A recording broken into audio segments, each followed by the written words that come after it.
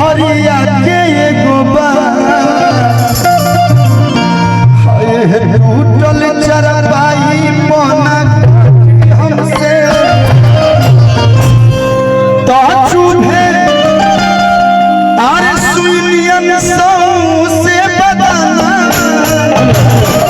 कि चूहे आर सुनियन सौ से बदाना तो सैया चुभुर चुभुर सैया चुभुर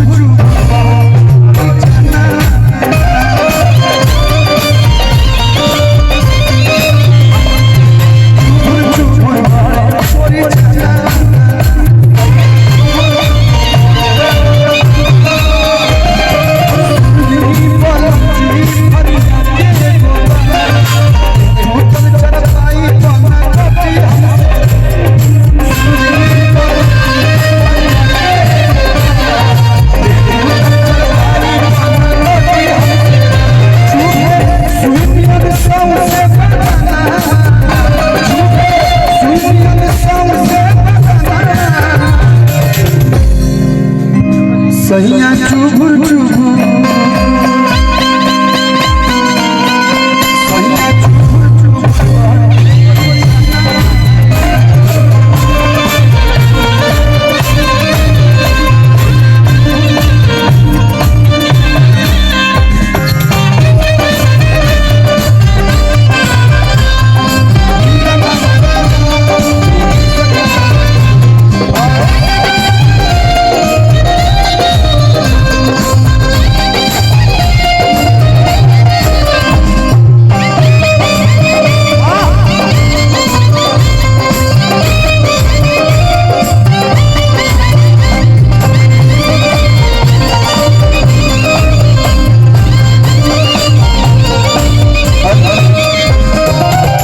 और एक गौरव भैया है हमारी बहुत बेहतरीन फिल्म आ रही है हो हल्ला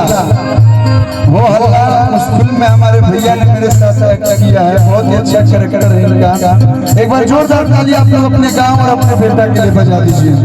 और ये एक ही फिल्म से कारवां नहीं रुकेगा, हम लोग कंटिन्यू काम करेंगे। और आज आपके यहाँ आके इतना अच्छा लगा कि मैं बता नहीं सकता। पारिवारिक संबंध तो था ही, लेकिन ये अटूट पारिवारिक संबंध हो गया, कभी टूटने से भी नहीं टूटेगा। सुधी हम लहू रोजे रोजे रहो यहाँ